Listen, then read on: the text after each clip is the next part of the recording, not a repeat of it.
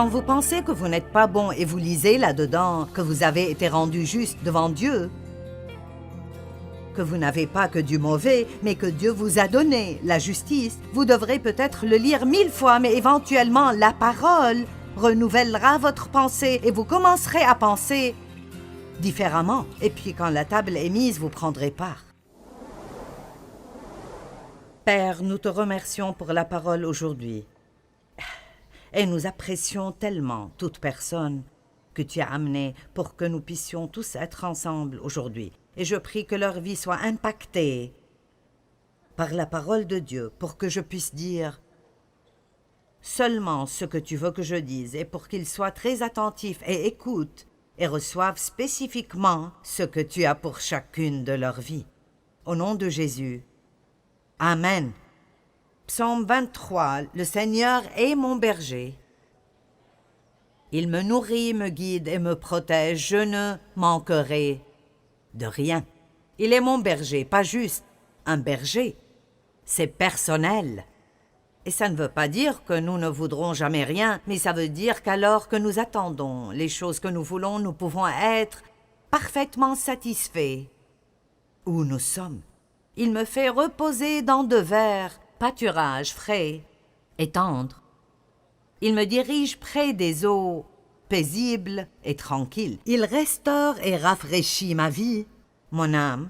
Il me conduit dans les sentiers de la justice, droiture et justice devant Dieu, à cause de son nom. Quand je marche dans la vallée de l'ombre de la mort, je ne crains aucun mal, car tu es avec moi. C'est ici que nous étions arrivés, et nous allons continuer d'ici du milieu de ce verset. Mais d'abord quelques faits à propos des moutons, parce que nous avons des personnes ici qui n'ont pas été au reste de la conférence. Jésus s'appelle le bon berger. Pourquoi dire de lui-même être un berger? Eh bien, être un berger et s'occuper des moutons était très important en ce temps-là. Et alors, dans la parole de Dieu, Dieu a très souvent utilisé des choses naturelles pour marquer un point spirituel. Et alors, quand il dit qu'il est notre bon berger, ça veut dire qu'il est responsable de nous, notre gardien. Il se comporte avec nous de la façon dont un bon berger se comporte avec les moutons. Et il y a beaucoup de faits intéressants et de choses qu'on a vues. Mais nous sommes appelés des moutons. Il est le berger et nous sommes les moutons. Les moutons ne s'occupent pas instinctivement d'eux-mêmes. Ils ont besoin d'un berger. Ils ont besoin d'attention constante et de précaution. Ils sont sujets à des maladies et des parasites qui représentent le péché, l'échec et la faiblesse. Ils sont très peureux. Un seul lapin peut faire fuir tout un troupeau de moutons. On dit que les moutons ne sont pas très brillants. En fait, si vous lisez le livre sur les moutons que j'ai lu, il dit qu'ils sont stupides. Ils sont têtus. Les moutons sont marqués à l'oreille par ce qu'on appelle un couteau de marquage. Et donc le berger coupe une marque sur leur oreille, un certain type de marque, qui était unique pour chaque berger. J'en suis sûre, et elle signifie « ce mouton m'appartient ». Et j'aime penser au fait que nous sommes marqués et que nous sommes scellés par le Saint-Esprit. Donc, dans le monde spirituel, tout comme si l'un de ces moutons se promenait et allait dans un autre pâturage, le berger pouvait venir et reprendre possession de ce mouton. Nous aussi sommes marqués par l'Esprit Saint et cela laisse le diable savoir que nous ne lui appartenons pas et qu'il n'a pas de vraie autorité sur nos vies. Amen. Maintenant, ce couteau de marquage peut être un peu déconcertant pour les gens, mais il y a une analogie spirituelle. La Bible nous dit que nous devons laisser Dieu nous aider à mourir à nous-mêmes et tuer différentes régions de la chair qui nous font du mal et qui nous arrêtent d'être tout ce que Dieu veut que nous soyons. Les moutons sont têtus. Certains aiment beaucoup s'échapper du troupeau. Ils vont toujours dans d'autres pâturages et ont besoin d'être ramenés. J'ai une petite chienne, elle aura 10 mois dans 2 semaines. Son nom est Jasmine. Et Elle est un petit Maltipou noir et blanc. Et c'est une bonne petite chienne très douce, mais elle ne vient pas à moi quand je l'appelle, sauf si j'ai une gâterie. Alors, à cause de cela, elle a seulement des privilèges de cuisine, c'est-à-dire qu'elle ne peut pas courir partout dans la maison, sauf si je suis avec elle et je la prends à une autre chambre. Mais en général, la cuisine doit être son seul domaine, simplement parce qu'elle ne fait pas ce que je lui dis de faire. Je me demande combien d'entre nous ne viennent vers Dieu que s'il y a une certaine gâterie.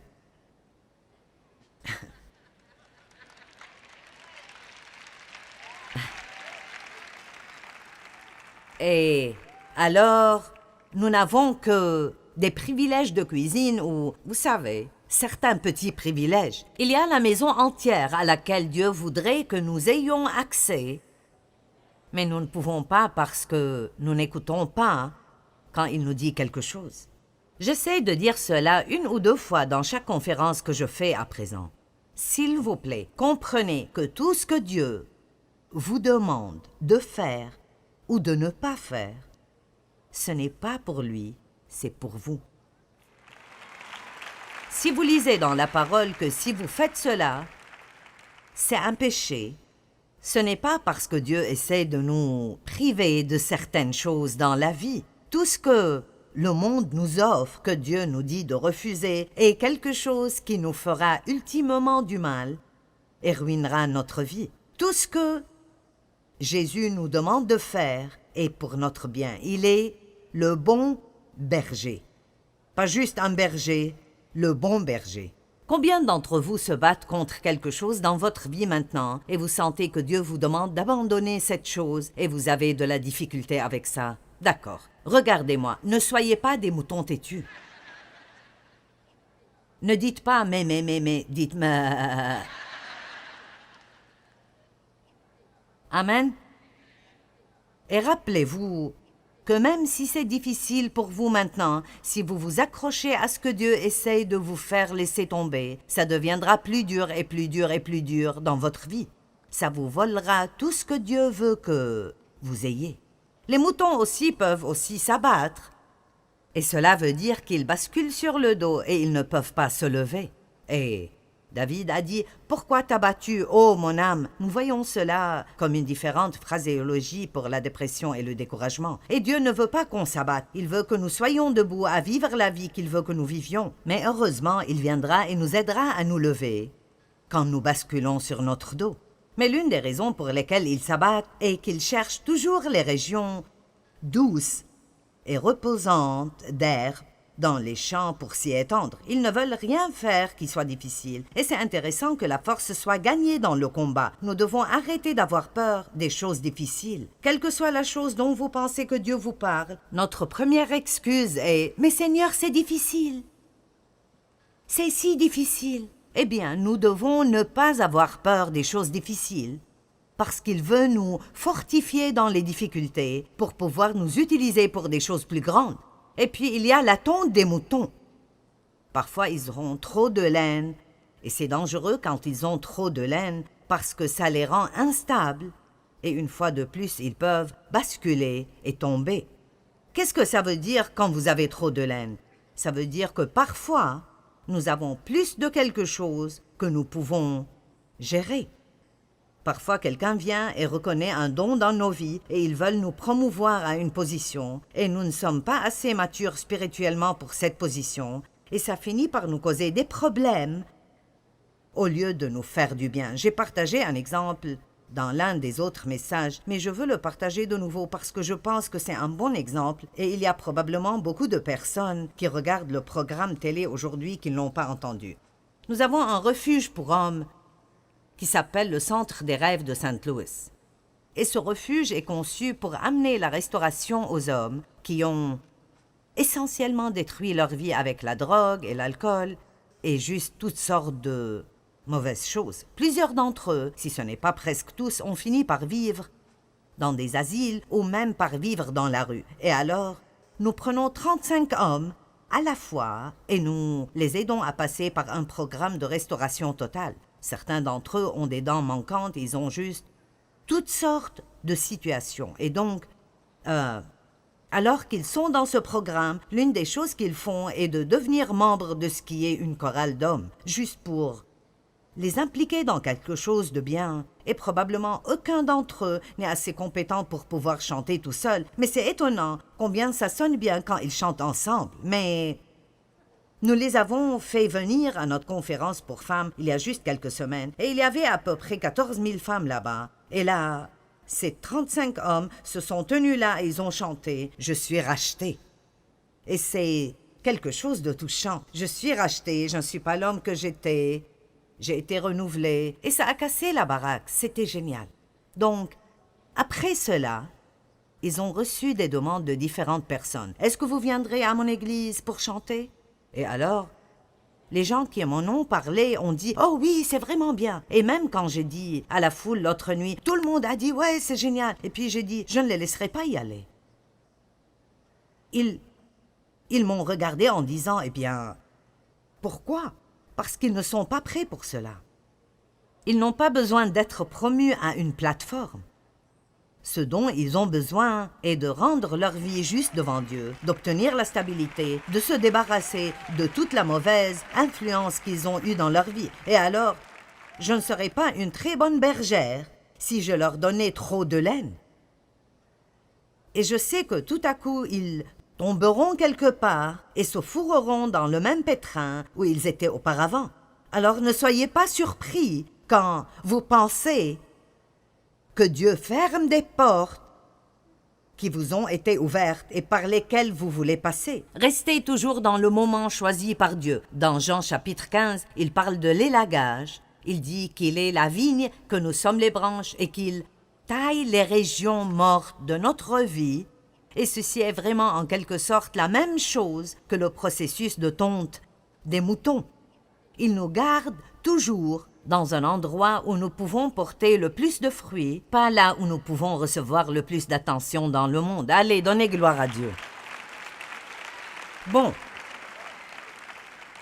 Alors maintenant, nous allons lire le reste du psaume 23 et puis nous allons commencer. Ta houlette et ton bâton me guident et me rassurent. Maintenant, je ne connais pas beaucoup de gens qui sont très intéressés à la houlette et au bâton. Tu dresses devant moi une table en face de mes adversaires. Tu oins d'huile ma tête et ma coupe déborde. Oui, le bonheur et la grâce m'accompagneront tous les jours de ma vie, comme l'amour fidèle, et j'habiterai dans la maison de l'Éternel pour toujours. Maintenant, la houlette et le bâton, voici à quoi ils ressemblent. Ceci est le bâton, et c'est juste un long bout de bois avec une poignée à l'extrémité. Et le berger s'entraînait littéralement pendant une durée incroyable et devenait très précis quand il s'agit de jeter cette chose pour soit chasser des ennemis, comme si un loup approche ou un lion, mais il le jetait aussi parfois vers le mouton.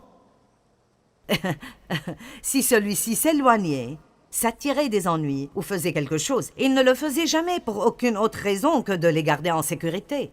Et très souvent, quand quelque chose nous fait mal dans la vie, nous ne comprenons pas pourquoi Dieu ne nous délivre pas de tout ce qui est inconfortable. Écoutez, même quelque chose qui nous fait temporairement mal peut ultimement finir par être très bon pour nous et nous devons croire que Dieu, en ces moments, tient notre intérêt à cœur et ça finira toujours par être bien.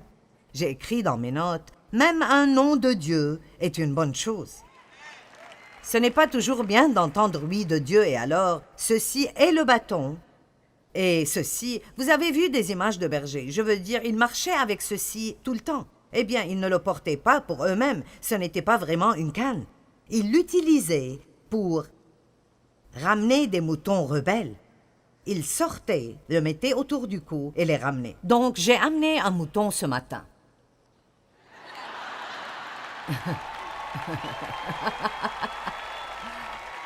Maintenant, pareil stupide et pitoyable.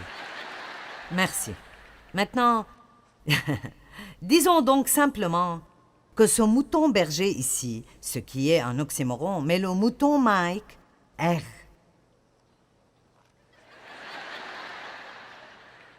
Restons juste ici, là où tu as besoin d'être. Une autre chose pour laquelle elle est utilisée, et j'aime cela, est d'examiner leur laine pour voir s'il y a des parasites. Et alors, ils le mettaient là et cherchaient. Je pense que c'est de là que vient l'expression « tirer la laine au-dessus des yeux ». Nous devons laisser Dieu examiner nos vies, et quand il trouve des choses là-dedans qui ne sont pas bonnes, maintenant, ce bâton et cette houlette, mets-toi là et sois un bon mouton. Ce bâton et cette houlette sont emblématiques de la parole de Dieu. Le bâton est la parole de Dieu, et la houlette est comme la direction du Saint-Esprit. Et alors, Dieu utilise principalement dans notre vie... Tu as l'air pitoyable, frère. C'est bien. Dieu utilise principalement sa parole et son Esprit Saint pour amener la correction dans nos vies. Mais laissez-moi vous dire, et ne vous effrayez pas, je donnais toujours à mes enfants ma parole en premier, et s'ils n'écoutaient pas, je n'avais pas peur de toucher leurs circonstances. Allez. Donc, une autre chose pour laquelle ils utilisaient cela, et c'est génial, est que si un mouton était solitaire et aimait s'éloigner tout seul, tu n'as rien à voir avec qui que ce soit. S'il était solitaire et le reste du troupeau était là, il l'utilisait pour ramener ce mouton dans le troupeau pour qu'il ait la bonne compagnie avec d'autres moutons.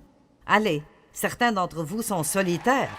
Merci, Mike. Vous allez et vous vous asseyez à la dernière rangée de l'église tout le temps, et vous ne voulez parler à personne, et vous ne voulez être impliqué avec personne, et Dieu devra peut-être vous poursuivre avec le bouton ou la houlette et vous ramener dans le troupeau et vous aider à être impliqué. Maintenant, la parole de Dieu est merveilleuse. Parfois, je ne sais même pas comment expliquer aux gens combien elle est merveilleuse. Vous savez, ce ne sont pas des mots normaux et ordinaires. Vous n'êtes pas venu jusqu'ici pour m'entendre parler aujourd'hui parce que je suis là en train de parler. Oui, je parle, mais ce que je dis est vraiment substantiel. Il y a de la puissance qui est inhérente à la parole de Dieu. Quand je me tiens debout ici et je dis que Dieu vous bénisse, il y a quelque chose là-dedans qui fait quelque chose en vous et qui vous élève. Quand je me tiens ici et je dis « Vos péchés sont pardonnés » et à travers le sang de Christ, vous êtes renouvelés. Ceci vous amène la vie. Jésus a dit « Mes paroles, elles sont esprit et elles sont vie ». Et je veux vous encourager dans votre propre temps privé d'études ou quand vous allez à l'église ou quand vous regardez n'importe quelle forme de la parole à la télévision ou vous l'écoutez à la radio, n'approchez jamais la parole de Dieu comme si c'était une obligation d'avoir votre petit bout de temps avec Dieu pour penser que vous avez accompli votre obligation. Ceci est votre vie. Je veux dire, c'est ce qui nous guide. Ceci nous garde des problèmes. Ceci nous garde quand nous sommes tentés. Combien d'entre vous ont été tentés de faire quelque chose de mal et une portion de la parole s'est levée en vous? Vous entendez un verset, le Saint-Esprit vous dit une parole et vous savez tout de suite ce que vous devez faire dans cette situation. La parole de Dieu est merveilleuse et je vous encourage à étudier la parole. Apprenez-la vous-même. Connaissez la parole assez bien pour pouvoir la citer quand vous en avez besoin et laissez le Saint-Esprit vous guider dans votre vie. Donc, 2 Timothée chapitre 4, verset 2.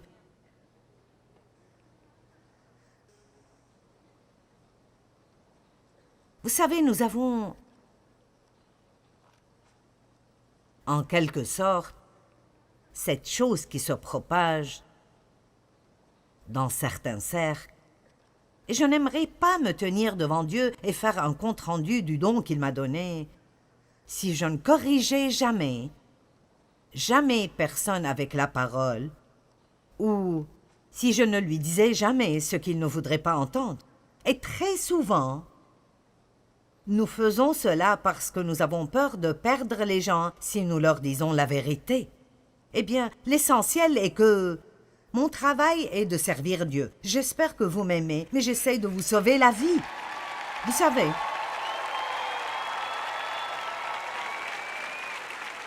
Quelqu'un dans la société où nous vivons aujourd'hui devrait se lever et dire aux gens « Écoutez, l'adultère est toujours mauvais.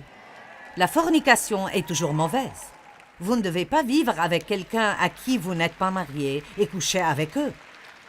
Ces choses sont mauvaises. Et si nous ne faisons pas cela, alors nous serons tenus comme responsables quand les gens se perdent. Alors, n'ayez donc jamais un air constipé à ce sujet. Parce que si un prédicateur dit quelque chose qui confronte une région de péché dans votre vie, ne vous énervez pas contre quelqu'un parce qu'il vous dit la vérité juste parce que vous ne voulez pas l'entendre.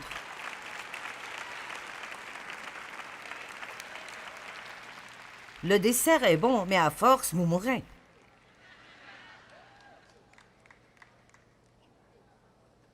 « 2 Timothée 4,2 Va et prêche la parole. » C'était là l'instruction de Paul à Timothée. « Va et prêche la parole. » Et insiste toujours, sois présent, sois disponible et prêt en toute occasion, qu'elle soit favorable ou non, que ce soit opportun ou inopportun, que ce soit désirable ou indésirable, en tant que prêcheur de la parole, tu dois montrer aux gens en quel point leurs vies sont mauvaises.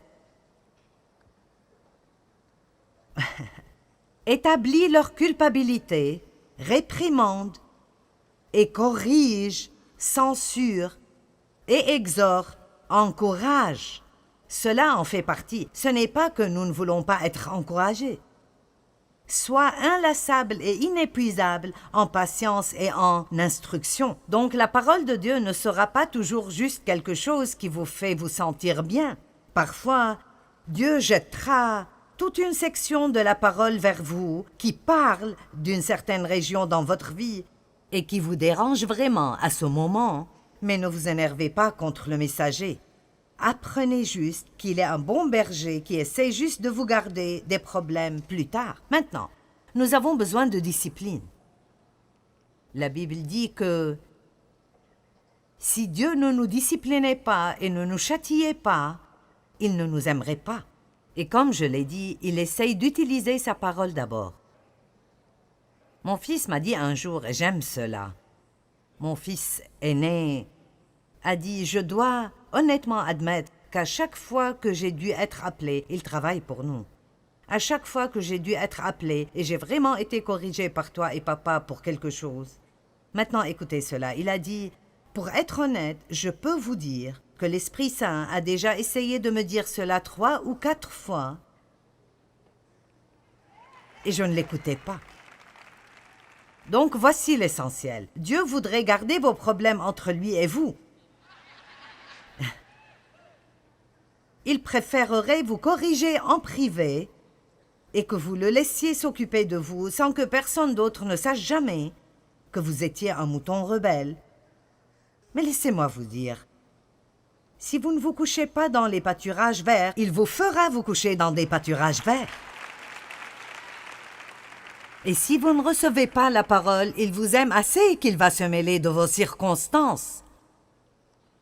Et bien aimé, quand Dieu met son pied dans quelque chose et dit « Non, cela ne marchera pas », alors vous feriez mieux de découvrir cela et vous retourner pour aller dans une nouvelle direction. Amen.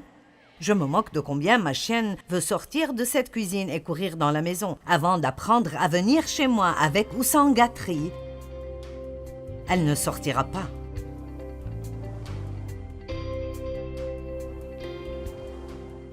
Nous voulons toujours nous rappeler que Dieu est un bon berger. Et même si des choses sont peut-être arrivées dans votre vie et elles ne semblaient pas être bonnes, Dieu est toujours bon. Et je veux vous encourager à toujours le rechercher pour qui il est et non seulement ce qu'il peut faire pour vous. Comme je le dis, recherchez sa face et pas sa main.